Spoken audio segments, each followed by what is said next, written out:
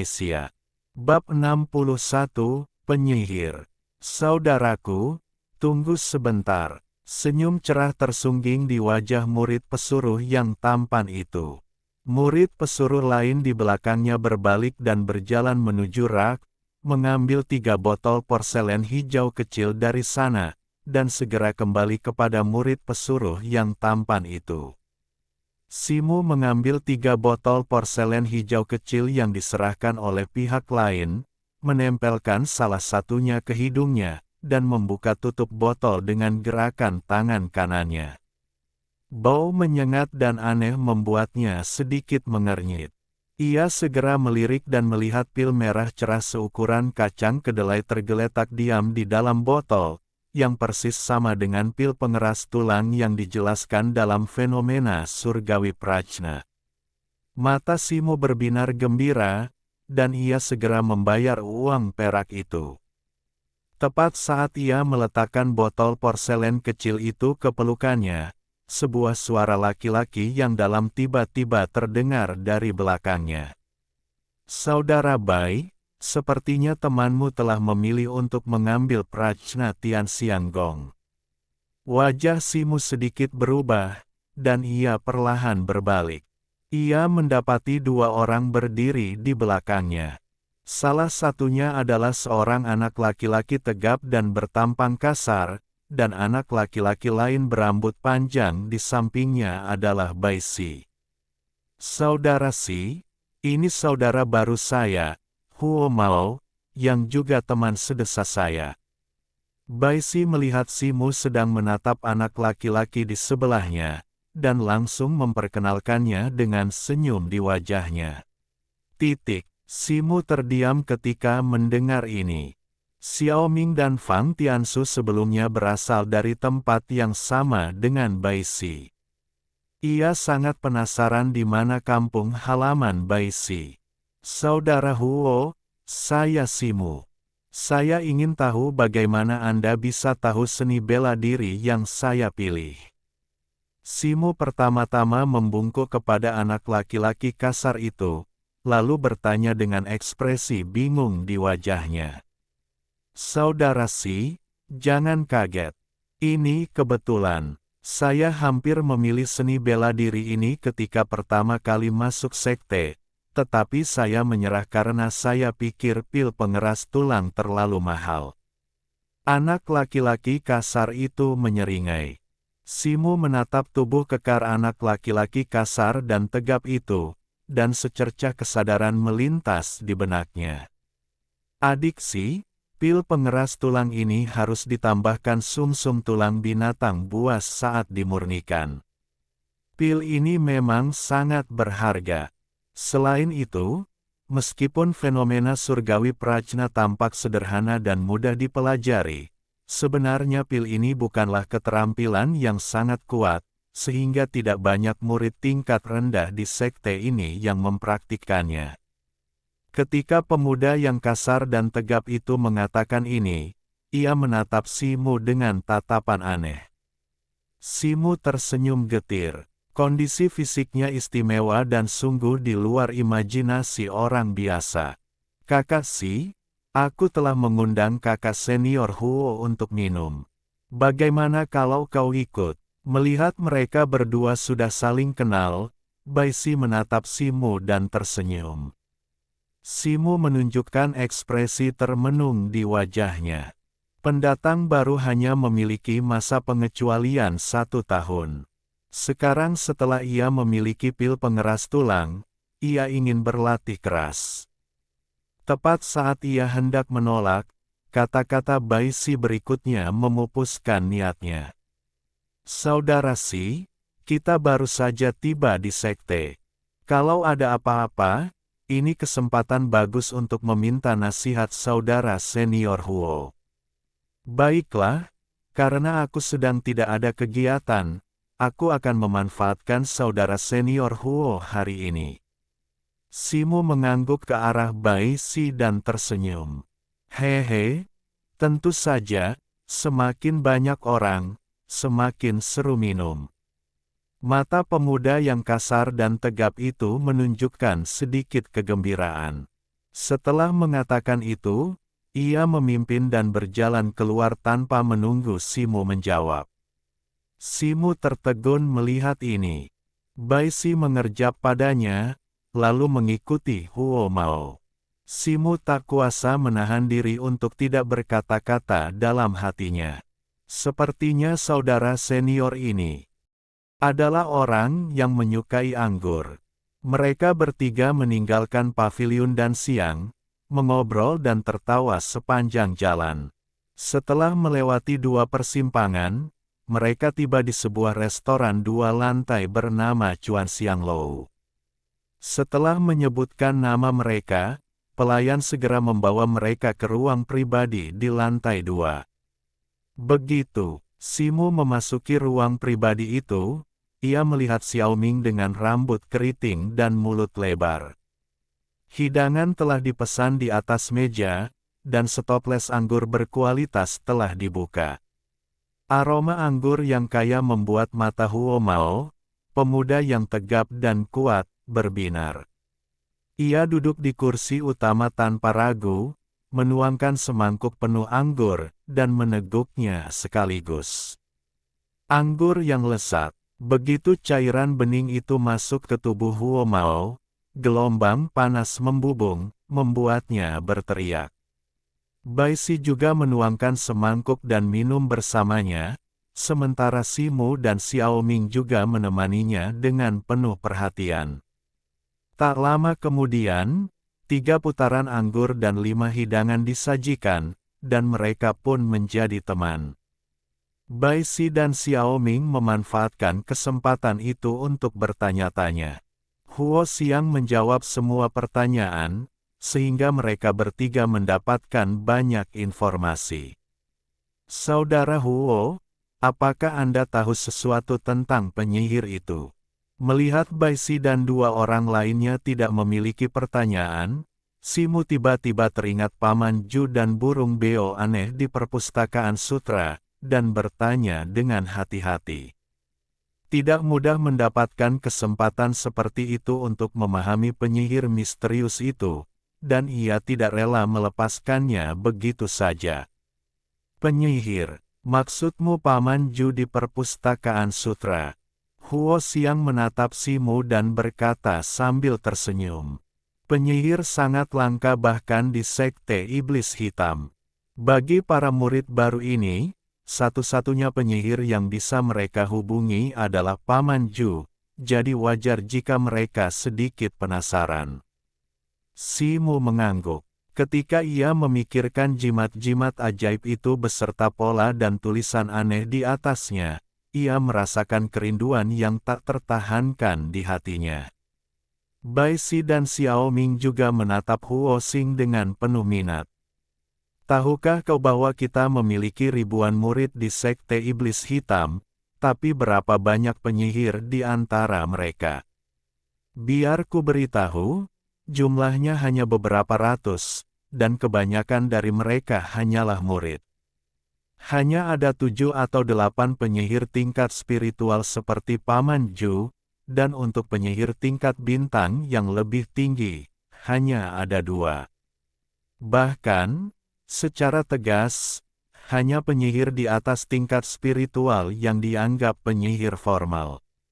Dengan kata lain, sebagai salah satu dari 7 sekte utama di 3 kerajaan, sekte kita hanya memiliki 10 penyihir. Huo Sun sengaja berhenti sejenak di sini. Ketika melihat Simu dan 3 orang lainnya membuka mulut lebar-lebar dengan ekspresi terkejut, ia melanjutkan dengan ekspresi puas. Alasan mengapa para penyihir begitu penting adalah karena beberapa alat sihir, ramuan, jimat, dan bahkan susunan-susunan sihir sekte tidak dapat dipisahkan dari mereka. Dapat dikatakan bahwa sampai batas tertentu, mereka juga menentukan kekuatan dan fondasi sekte. Sayangnya, untuk menjadi seorang penyihir, seseorang harus terlebih dahulu memiliki akar spiritual. Setelah memiliki akar spiritual, kesadaran dapat merasakan berbagai kekuatan elemen yang dibutuhkan untuk merapal mantra. Namun, di antara orang biasa, orang dengan akar spiritual jauh lebih sedikit daripada seniman bela diri yang telah memahami indra ki. Pada titik ini, Huo Xuan juga menunjukkan sedikit rasa iri. Kudengar Paman Ju juga seorang master jiwa, apa itu? Simu tentu saja iri, tetapi ia langsung teringat sesuatu dan bertanya lagi. Hehe, aku tidak menyangka adik muda si tahu begitu banyak. Kau bertanya pada orang yang tepat. Kau mungkin tidak tahu hal yang sama dengan orang lain. Berdasarkan bakat dan arahan pelatihan yang mereka pilih, ada penyihir 5 elemen biasa, ahli jimat yang berspesialisasi dalam jimat, ahli formasi yang berspesialis dalam formasi, dan alkemis yang berspesialisasi dalam pemurnian eliksir. Ada juga penyihir angin, guntur, es, cahaya gelap, dan penyihir langka lainnya, serta dalang yang berspesialisasi dalam boneka. Sedangkan untuk dalang jiwa, mereka dapat berkomunikasi dengan makhluk antarmuka lain dengan bantuan kekuatan jiwa mereka sendiri, dan tingkat kelangkaan mereka bahkan lebih tinggi daripada dalang. Mendengar ini, Huo Xuan menatap Simu sambil tersenyum, lalu menjelaskan sambil menggelengkan kepala. Begitu selesai berbicara, ia mengangkat tangan dan meminum semangkuk anggur lagi. Bai Si, yang berdiri di sampingnya, segera mengambil toples anggur dan mengisinya untuknya. Namun, Simu menunjukkan ekspresi termenung, dan kata, penyihir, terpatri kuat di benaknya. Sepertinya dia benar-benar perlu mencari kesempatan untuk mempelajari ilmu sihir di masa depan. Adik muda Si, tersebar luas rumor bahwa kau dan Kukun bertarung seri, yang membuatnya kehilangan muka.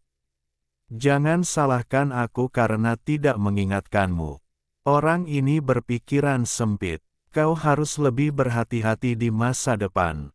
Huo Xing tiba-tiba mengganti topik pembicaraan, menatap Simu dengan penuh arti, dan berkata demikian. Terima kasih, kakak senior Huo, karena telah mengingatkanku. Simu terkejut dan membungkuk kepada Huo Xing. Mereka berempat mengobrol tentang beberapa cerita menarik hingga menghabiskan 3 toples anggur berkualitas lalu pergi. Bab 62, Gaya Menelan Bulan. Setelah meninggalkan Cuan Xianglou dengan jurus menelan bulan, Simu kembali ke sekitar toko dan siang yang pernah dikunjunginya sebelumnya. Ia berpindah beberapa toko dan membeli beberapa ramuan lagi. Ia baru kembali ke kediamannya saat matahari terbenam. Apa yang ia dengar dari Huo Mao tentang para penyihir hari ini seperti membuka dunia baru di hadapannya, jauh di luar imajinasinya. Menengok ke belakang, Yu Qianji dari Sekte Xuanwu yang muncul di Jalan Jiyin adalah seorang penyihir. Dari percakapan beberapa orang saat itu, Yu Qianji tampak seperti penyihir tingkat bintang. Metodenya yang ampuh meninggalkan kesan yang sangat mendalam pada Simu. Di antara lebih dari 2.000 murid biasa di Sekte Setan Hitam, terdapat lebih dari 100 penyihir tingkat magang. Mereka pasti akan bertemu di berbagai kompetisi, baik kecil maupun besar, di masa mendatang. Simu pun berubah pikiran. Karena ia ingin bersaing memperebutkan sumber daya kultivasi di sekte dengan kekuatannya, ia harus melakukan beberapa persiapan sejak dini. Namun, semua ini untuk masa depan. Saat ini, tugas yang paling mendesak adalah berlatih Prajna Tian Siang Gong terlebih dahulu. Memikirkan hal ini, Simu mengeluarkan sebuah tas kecil dari tangannya, membukanya, dan mengeluarkan puluhan botol kecil berwarna putih dan hijau. Hari ini, ia tidak hanya membeli beberapa pil pengeras tulang, tetapi juga beberapa pil pengeras darah. Simu duduk bersila di atas ranjang batu, duduk diam sejenak, mengambil sebuah botol kecil berwarna putih, menuangkan pil pengeras darah, dan menelannya. Simu diam-diam mempraktikkan kekuatan surgawi prajna. Saat kekuatan pil tersebut larut, ia jelas merasakan kecepatan penyerapan energi spiritual langit dan bumi meningkat pesat. Ia gembira, tetapi keterampilan itu terus berjalan tanpa henti, mengubah untaian energi spiritual langit dan bumi menjadi energi sejati surgawi yang kuat, yang mengalir melalui meridian seluruh tubuh dan kemudian berkumpul di dantian. Waktu berlalu sedikit demi sedikit, Simu tiba-tiba membuka matanya, dengan cepat mengambil sebuah botol kecil berwarna hijau, menuangkan pil pengeras tulang darinya, dan menelannya. Pil itu meleleh di mulutnya, dan ketika jatuh ke perut Simu, pil itu berubah menjadi bola panas, lalu menyerbu ke anggota tubuh dan tulang-tulangnya.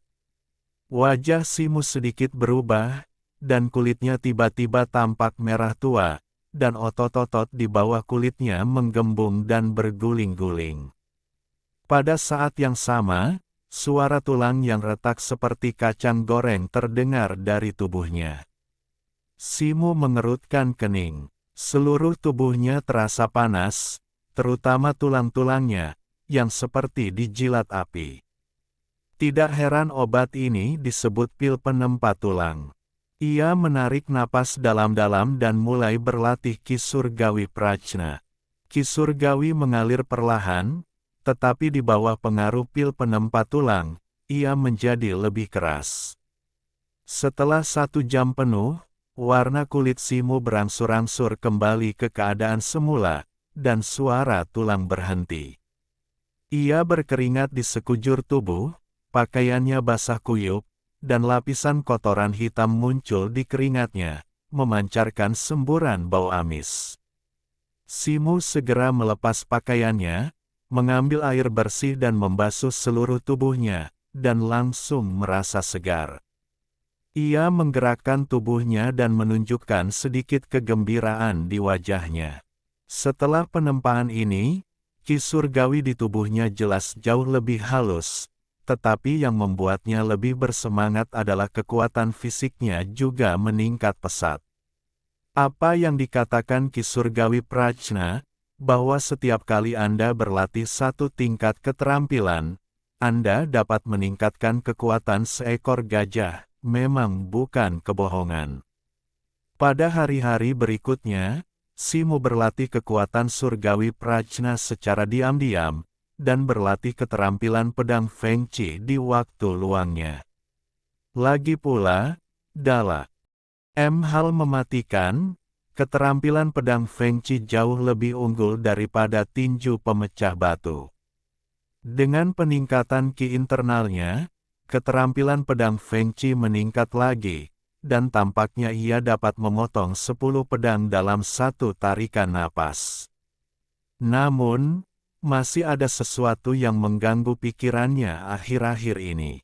Di bawah sinar bulan yang terang, Simu duduk di tepi tempat tidur, sedikit mengernyit. Beberapa hari terakhir ini, setiap kali ia tertidur di malam yang diterangi cahaya bulan, ia selalu bermimpi melihat kera putih mendengarkan ucapan lelaki tua itu. Namun, setiap kali terbangun, ia tak ingat apa yang dikatakan lelaki tua itu dalam mimpinya. Setelah merenung sejenak, Simu tiba-tiba berdiri dan mondar-mandir di dalam ruangan. Tak lama kemudian, ia tiba-tiba berdiri, seolah telah mengambil keputusan, membuka pintu, dan keluar. Saat itu, bulan sudah di langit, malam semakin larut, dan semua orang seharusnya sudah tertidur lelap. Lembah itu sunyi, hanya terdengar suara serangga dan katak. Simu melihat sekeliling, berjalan pelan, dan menuju ke suatu arah di lembah. Tak lama kemudian, ia tiba di sebuah ruang terbuka di tengah hutan.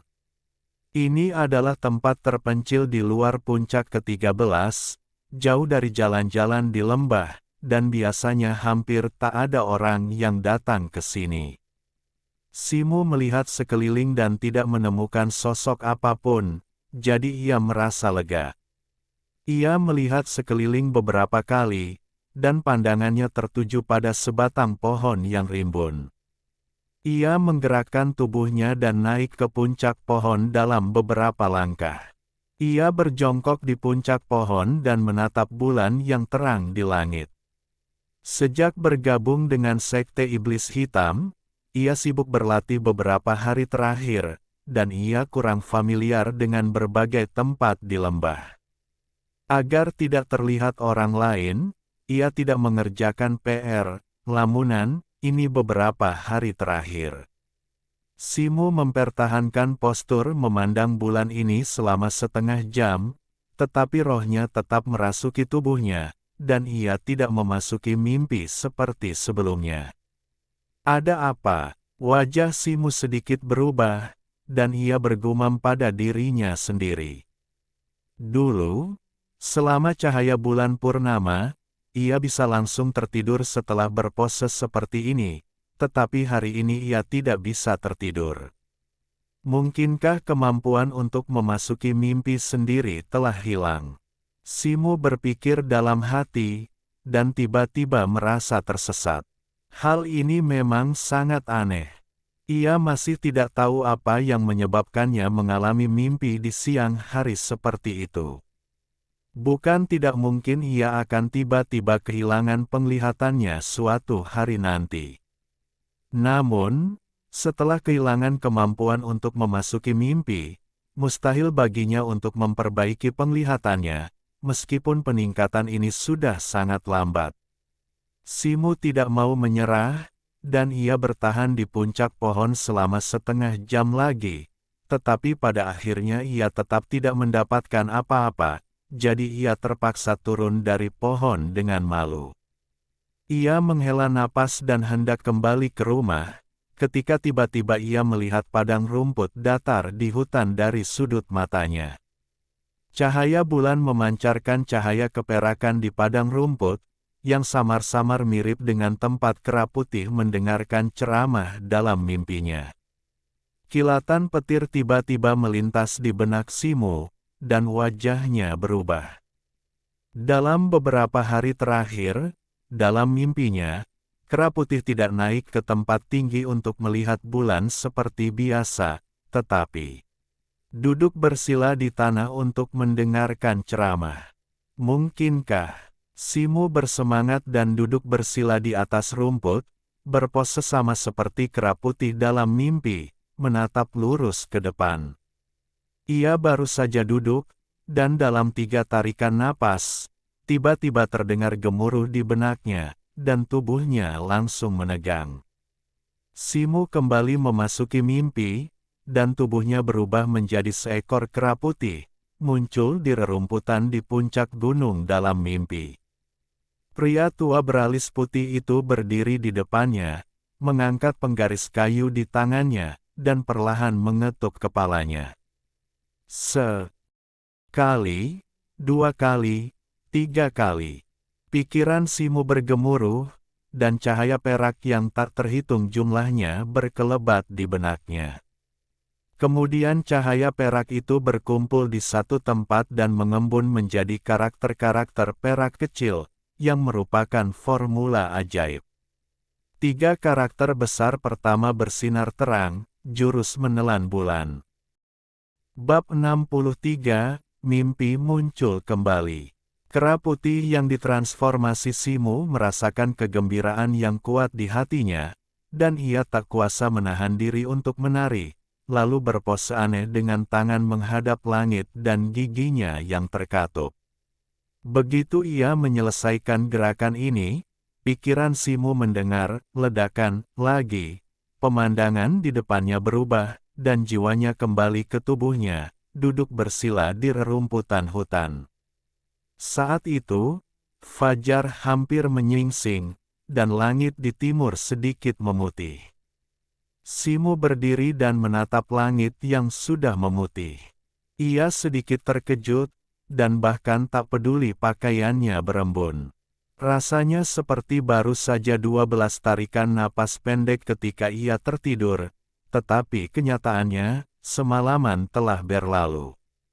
Simo menggelengkan kepala dan buru-buru menutup mata untuk mengingat jurus menelan bulan yang ia pahami dalam mimpinya.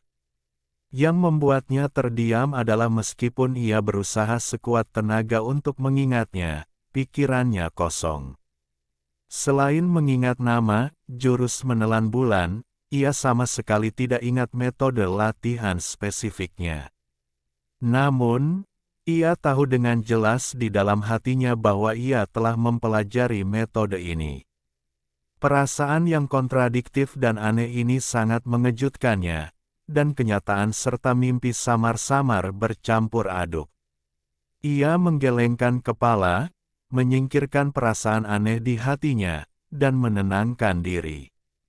Pada saat ini, langit berangsur-angsur cerah. Simo merenung sejenak dan berjalan menuju kediamannya. Ia tidak ingin diketahui bahwa ia pergi sendirian di malam hari. 2 hari kemudian, pada malam yang tak berawan, bulan purnama menggantung dengan tenang di langit seperti lempengan batu giok. Cahaya bulan yang tenang dan lembut menyebar di langit dan menerangi seluruh lembah dengan warna putih keperakan yang dingin. Pada saat ini, di sebuah rumah batu rendah yang terpencil di lembah, Simo sedang duduk bersila di atas ranjang batu sederhana. Tiba-tiba, ia seperti membuka matanya seolah-olah merasakan sesuatu, dan secercah cahaya melintas di matanya. Ia akhirnya menunggu malam terang bulan lainnya. Dengan tenang membuka pintu batu, Simo melesat keluar tanpa suara. Ia mengamati dengan saksama sejenak dan mendengarkan gerakan-gerakan di sekitarnya. Saat itu, semuanya sunyi, dan tak ada sosok manusia di bawah sinar bulan. Ia dengan hati-hati bergerak maju dengan cepat di bawah bayangan bangunan, meninggalkan area rumah batu dengan cara yang familiar, dan tiba di padang rumput lagi. Simo dengan hati-hati berjalan di sekitar, dan baru duduk bersila di rumput seperti terakhir kali setelah memastikan keadaan aman, diam-diam merasakan sentuhan sinar bulan, perlahan mengatur napas, dan membiarkan dirinya dalam keadaan tanpa gangguan. Setelah setengah batang dupa, tubuhnya mula-mula menegang, lalu perlahan mengendur, dan seluruh tubuhnya tak bergerak seperti biksu tua yang duduk bermeditasi. Setelah tarikan napas berikutnya, Simo kembali memasuki mimpi. Embusan angin dingin bertiup, dan jiwa Simo terbangun. Saat itu, ia menyadari bahwa ia telah berubah menjadi kera putih lagi, berdiri di atas batu perak berbentuk aneh dengan tangan menghadap ke lapangan dan giginya yang terbuka. 3 kata, menelan bulan, terlintas di benaknya. Ia mencoba mengangkat kepalanya, dan benar saja, ia tidak bisa bergerak sama sekali, seperti sebelumnya. Namun, ia tidak menganggapnya serius. Ia mendongak dan melihat langit dipenuhi bintik-bintik cahaya putih yang pekat. Namun, tidak seperti sebelumnya, bintik-bintik cahaya ini bahkan tidak seukuran biji wijen, melainkan seukuran butiran beras. Menurut Simo, mereka sudah bisa disebut bola-bola cahaya kecil. Bola-bola cahaya kecil ini seolah ditarik oleh suatu kekuatan misterius. Begitu muncul di langit, mereka terlempar ke bawah seperti air pasang dan menancap di pupil emas kera putih. Bola-bola cahaya baru akan terbentuk di tempat semula. Siklus tak berujung ini membentuk sungai cahaya putih dari langit. Ujung sungai itu adalah seekor kera putih dengan tangan menghadap ke langit dan postur yang aneh. Begitu bola-bola cahaya putih ini memasuki tubuh kera putih, Mereka tidak menyebar diam-diam ke dalam tubuh kera putih seperti sebelumnya. Sebaliknya, di bawah kendali suatu kekuatan yang tak dapat dijelaskan, mereka tiba-tiba berkumpul di benaknya dan berubah menjadi gumpalan kabut putih. Awalnya, kabut-kabut ini tampak tak beraturan, ada yang di timur dan ada yang di barat, ada yang tebal dan ada yang tipis. Namun, tak lama kemudian, di bawah pengaruh kekuatan aneh, kabut tersebut perlahan berkumpul di tengah, mengecil dan menebal, perlahan membentuk awan putih susu yang mirip cairan, berputar dan menyusut perlahan. Kabut putih yang terus muncul terus-menerus terseret ke dalam pusaran massa udara, membuat pusaran tersebut selalu mempertahankan ukuran awalnya dan menjadi semakin padat. Simo pertama kali merasakan kepalanya membengkak, seolah-olah sesuatu yang dingin telah menembus kepalanya. Tak lama kemudian, perasaan sejuk dan nyaman yang tak terlukiskan melonjak dari lubuk hatinya, seolah-olah ia telah diresapi semacam obat mujarab. Ia samar-samar merasakan perubahan ajaib dalam pikirannya. Ia tak tahu berapa lama keadaan ini akan berlangsung. Ia tak bisa menahan diri untuk tidak melihat sekeliling dengan bosan. Baru kemudian ia menyadari bahwa batu besar berwarna perak di bawahnya sebenarnya berada di tebing puncak gunung yang tak dikenal. Lautan awan yang luas perlahan bergulung di sekelilingnya. Ketika angin bertiup dan awan bergerak, beberapa pohon pinus yang merunduk dan kokoh muncul di lautan awan. Selain itu, gunung ini ditumbuhi banyak tanaman aneh yang belum pernah dilihat Simo sebelumnya. Di kejauhan, mata air spiritual menjulang, dan suara harimau serta naga dapat terdengar dari waktu ke waktu. Gunung ini sangat curam, lurus, dan ramping, seperti pedang hijau yang menembus langit, dan ujung pedang itu adalah tebing tempat kera putih berada. Meskipun terdapat juga lapisan-lapisan gunung di sekitar gunung ini, ada yang tinggi dan megah, ada yang kuno dan indah, dan ada pula yang tak berujung, tetapi dari segi ketinggian, tak satu pun dapat mencapai setengah dari gunung ini. Menatap langit malam dari batu perak di puncak gunung, seolah-olah bulan dan bintang-bintang yang terang di langit dapat digenggam dengan tangan. Simo yakin bahwa tempat ini belum pernah muncul dalam mimpinya sebelumnya, dan kera putih memilih untuk berlatih jurus menelan bulan di gunung ini karena tebing ini, yang merupakan tempat terdekat dengan bulan di langit. Waktu berlalu dengan cepat saat ia mengamati kemana-mana. Entah berapa lama waktu yang dibutuhkan, di dasar pusaran cairan putih susu di benak kera putih itu, sebuah kristal putih kecil perlahan terbentuk. Saat pusaran cairan putih susu terus berputar, lapisan demi lapisan sutra putih halus terus membungkus butiran kristal putih di bawahnya, membuatnya perlahan membesar. Perlahan-lahan, butiran kristal itu menjadi seukuran sebutir beras. Pada saat ini, sebuah ledakan menggelegar meledak di benak Simo, dan rasa pusing membuat matanya menghitam. Ah! Dengan teriakan, Simo yang sedang duduk bersila di atas rumput tiba-tiba terduduk, dan getaran kuat itu langsung membangunkannya. Saat itu, seluruh tubuhnya berkeringat, dan embun serta keringat bercampur, membasahi pakaian hitamnya. Wajahnya sangat pucat, matanya tak fokus, dan otot-otot di wajahnya masih sedikit berkedut. Guntur dahsyat dalam mimpi tadi seakan meledak di dalam jiwa, mengguncang hati. Untungnya, padang rumput ini sangat terpencil, dan saat itu menjelang fajar, saat tubuh manusia paling mengantuk, jadi tidak ada yang menyadari adanya kelainan di sini. Bab 64, Persaingan. Setelah beberapa tarikan napas, mata Simo perlahan terfokus. Baru kemudian ia menyadari bahwa ia sama sekali tidak lelah, melainkan merasa segar, terutama kepalanya yang terasa jauh lebih ringan, dan ada sedikit rasa sejuk dan nyaman. Meskipun ia tidak dapat melihatnya, Simu tahu bahwa beberapa perubahan aneh pasti telah terjadi di lubuk hatinya. Ia tiba-tiba teringat seni surgawi prajna yang telah ia pahami seharian. Yang mengejutkannya adalah beberapa bagian seni yang tidak ia pahami seharian, kini setelah memikirkannya dengan saksama, ia tiba-tiba sedikit memahaminya. Simu tertegun sejenak, lalu wajahnya dipenuhi kegembiraan. Ia tidak menyangka bahwa, menelan bulan, yang tampak aneh ini akan begitu efektif dalam memahami seni tersebut.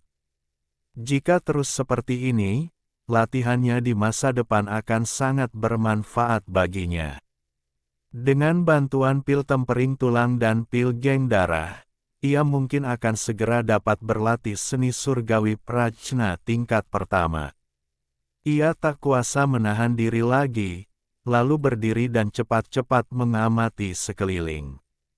Setelah memastikan tak ada yang aneh, ia kembali ke rumah batunya dengan tenang. Sekembalinya ke kediaman, ia langsung duduk bersila di atas ranjang batu, merenungkan kembali seni surgawi prajna tingkat pertama dalam benaknya hingga yakin telah memahaminya dengan benar. Setelah itu, ia meminum pil blood gang, kembali membentuk postur 5 hati menghadap langit, perlahan mengatur napas, dan merasakan energi spiritual langit dan bumi di sekitarnya. Perlahan-lahan, napasnya melemah. Setelah menyadari kondisi tubuh dan pikirannya yang prima, ia segera meminum pil penguat tulang tanpa ragu dan mengaktifkan seni surgawi prajna tingkat pertama. Energi spiritual langit dan bumi mulai berkumpul menuju tubuhnya, dan di bawah bimbingan kekuatan tak kasat mata, perlahan-lahan diserap ke dalam meridian tubuhnya, lalu bersirkulasi dengan teratur.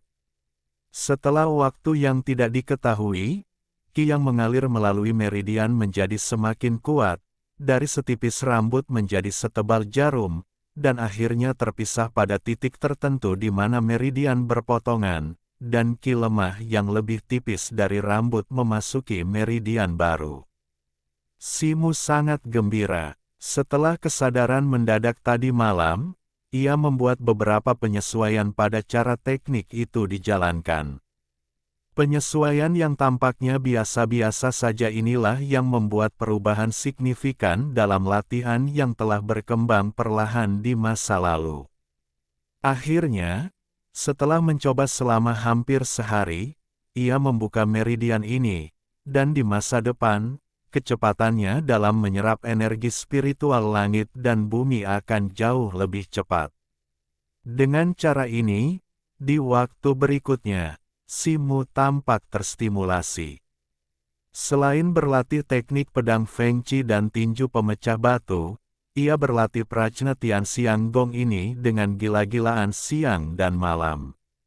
Dan setiap malam di bawah sinar bulan, ia akan menyelinap keluar dan memasuki mimpi di halaman yang diterangi cahaya bulan, terus menyerap cahaya bulan, dan menggunakan jurus menelan bulan untuk memadatkan esensi cahaya bulan di dalam pikirannya. Dalam 2 bulan ini, kristal-kristal di dalam pikiran Simu akhirnya berubah dari seukuran butiran beras menjadi seukuran kacang. Meskipun ia belum menemukan fungsi pasti dari partikel-partikel kristal ini, peningkatan ketangkasan berpikirnya telah sangat bermanfaat baginya. 2 bulan kemudian, di bawah pengaruh pil geng darah dan pil tempering tulang, Simu akhirnya menguasai seni surgawi prajna tingkat pertama. Seni surgawi memang merupakan teknik pemurnian tubuh. Sekarang kekuatan fisiknya telah meningkat hampir sepertiga dibandingkan sebelumnya. Jika ia mengerahkan ki sejati untuk membantu, ia dapat mengerahkan kekuatan lebih dari 2 kali lipat. Kulitnya juga menjadi keras. Diperkirakan jika ia mengolah beberapa lapisan lagi, akan sulit bagi pedang dan senjata biasa untuk menembus kulitnya.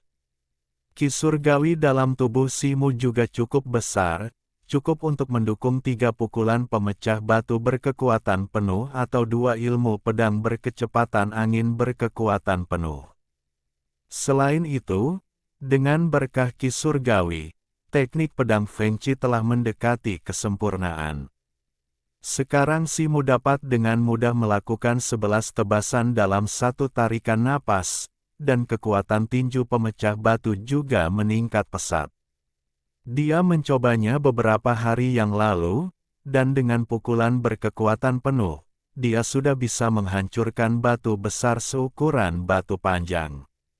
Dengan kekuatan Simu saat ini, saya yakin dia dapat menghadapi seorang pejuang tahap pertengahan pasca kelahiran seperti Jin Wuye secara langsung. Tetapi sekarang hanya ada beberapa pil penempat tulang dan pil geng darah yang tersisa, dan dia perlu membeli beberapa lagi. Simu mengeluarkan sebuah paket dan mengeluarkan beberapa lembar uang perak. Ini semua adalah miliknya, kurang dari 30.000 tael perak. Dengan konsumsi yang dibutuhkan untuk latihannya saat ini, itu hanya dapat mendukung sekitar setengah bulan. Sumber daya yang dikonsumsi oleh kekuatan surgawi Prajna ini memang di luar jangkauan orang biasa. Jika bukan karena tabungannya sebelumnya, ditambah bantuan jurus menelan bulan ini, aku khawatir dia bahkan tidak akan bisa berlatih tingkat pertama. Simu tersenyum getir. Saat ini, dia tidak punya cara yang baik. Dia hanya bisa melangkah selangkah demi selangkah dan mencari kesempatan untuk mencari tahu tentang cara menghasilkan uang di Sekte Iblis Hitam. Dia menyimpan uangnya, mendorong pintu, dan berjalan keluar. Ada orang-orang yang datang dan pergi di dekat kediaman murid baru di puncak 13. Dan suasananya jauh lebih ramai daripada sebelumnya. Para murid yang dilukai oleh Kukun dan yang lainnya telah pulih, dan sekarang 2 bulan telah berlalu, sebagian besar murid menjadi lebih akrab dengan Sekte Iblis Hitam. Murid-murid muda ini secara alami ingin tahu tentang sekte besar seperti Sekte Iblis Hitam. Selain mereka yang berlatih keras secara tertutup, semakin banyak murid yang keluar dari kamar mereka setelah berlatih, berkeliaran di lembah dan alun-alun, dan mengagumi gaya sekte besar tersebut. Simu jarang keluar, dan kecuali beberapa orang, ia tidak mengenal sebagian besar murid baru. Ia berbelok di sepanjang jalan dan langsung menuju alun-alun Batu Biru. Tiba-tiba, terdengar teriakan dan sorak-sorai dari persimpangan lain di kejauhan. Dilihat dari suaranya, sepertinya ada cukup banyak orang. Simu mengangkat alisnya. Arah itu adalah arena kompetisi yang khusus dibuka oleh Sekte Iblis Hitam di puncak 13. Ia pernah ke sana sekali bersama Bai Si dan yang lainnya. Dilihat dari situasinya, seharusnya ada orang yang berkompetisi di arena kompetisi. Arena kompetisi di sana khusus didirikan oleh Sekte Iblis Hitam untuk murid baru seperti Simu, jadi wajar saja hanya murid baru seperti mereka yang berkompetisi di sana. Mata Simu berbinar, dan ia berjalan menuju arena kompetisi. Sebuah panggung batu hijau persegi berukuran 21,5 hingga 24 meter, beberapa meter di atas tanah, dikelilingi pagar pembatas logam hitam. Saat itu, ada 20 hingga 30 sosok di sekitar panggung batu hijau, kebanyakan murid baru. Mereka samar-samar terbagi menjadi 2 kelompok, saling memandang dengan penuh permusuhan. Di atas arena, 2 sosok bercampur, saling bertarung, dan pertarungannya sangat sengit. Salah satunya adalah seorang pemuda ramping, Bai Si, yang akrab dengan Simu. Yang lainnya adalah gadis mungil dengan kepang di seluruh kepalanya dan lonceng perak menggantung di sekujur tubuhnya. Itu dia. Simu tampak sedikit terkejut. Pada hari wanita ini memasuki sekte, dia menunjukkan teknik darah yang aneh dan menghindari pukulan kukun, yang meninggalkan kesan mendalam padanya. Kemudian, Simu, Bai Si, dan yang lainnya juga bertemu dengan Wan. Kita ini, aku ingat namanya Lan Feng. Baik Bai Si maupun Lan Feng, mereka bisa dibilang yang terbaik di antara murid-murid baru ini. Aku hanya tidak tahu mengapa mereka berdua bersaing di sini. Bab 65, Balas Dendam. Saat ini, Bai Si dan Lan Feng di atas panggung batu hijau tampak sangat berbeda dari 2 bulan lalu. Bai Si berdiri kokoh di tengah ring, lengannya berotot, melancarkan pukulan demi pukulan, angin tinjunya menderu, dan dengan napas yang membara, seperti tungku panas, suhu arena naik beberapa derajat. Tubuh mungil Lan Feng tampak semakin rapuh di bawah hembusan angin tinju Bai Si, tetapi sosoknya tak menentu, pinggangnya bagai ular, dan ia dengan mudah menghindari serangan Bai Si, seolah angin meniup catkin. Sepasang mata indahnya tak pernah meninggalkan tubuh Bai Si, seolah ia sengaja menguras tenaga lawan dan menunggu kesempatan untuk membalas. Keduanya berimbang untuk sementara waktu, dan sulit untuk menentukan siapa yang akan menang dalam waktu singkat. Mata Simu berbinar. Keterampilan yang mereka tunjukkan saat ini sungguh luar biasa, dan jelas merupakan seni bela diri yang dipelajari setelah bergabung dengan Sekte Iblis Hitam. Teknik tinju yang digunakan Bai Si berkobar seperti api. Seharusnya itu adalah seni bela diri yang disebut tinju api. Tubuh Lan Feng bergerak tak menentu. Teknik tubuh ini agak mirip dengan teknik tubuh hantu yang pernah dilihat Simu di perpustakaan sutra. Melihat kedua orang ini, jelas bahwa mereka telah membuat beberapa kemajuan dalam berlatih kedua seni bela diri yang telah dipelajari ini.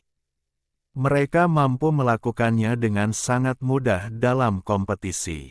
Energi sejati yang diperoleh yang terkondensasi dalam tubuh mereka juga jauh lebih unggul daripada Simu. Simu mendesah dalam hati. Garis keturunan monyet batunya sangat menghambat perkembangan energi sejati yang diperolehnya. Kalau tidak, dalam 2 bulan, ia telah menghabiskan banyak pil penempat tulang dan pil geng darah. Prajna Tianxiang Gongnya seharusnya telah dikultivasikan ke tingkat kedua. Saudara Si, jarang sekali kau keluar. Aku sudah lama tidak melihatmu. Pada saat ini, terdengar tawa riang, dan seorang anak laki-laki berambut keriting dan bermulut lebar berjalan keluar dari kerumunan dan berjalan menuju Simu. Itu adalah Xiao Ming. Banyak orang di sekitar mendengar kata-kata Xiao Ming dan memandang Simu. Jelas, seseorang mengenali Simu dan berbisik satu sama lain. Saudara Xiao. Simu tersenyum tipis dan mengangguk kepada Xiao Ming. Setelah keduanya saling menyapa, mereka berdiri berdampingan dan terus menatap arena. Saudara Bai memang jenius dalam kultivasi. Hanya dalam 2 bulan, energi sejati yang diperolehnya telah mencapai tingkat ini. Saya khawatir dia telah menstabilkan tahap awal yang diperolehnya, kata Simu sambil tersenyum. Saudara Si memiliki mata yang tajam. Ya, Saudara Bai telah mengolah gongsi yang ke tingkat ketiga 2 hari yang lalu. Xiao Ming tersenyum dan mengangguk. Simu terkejut.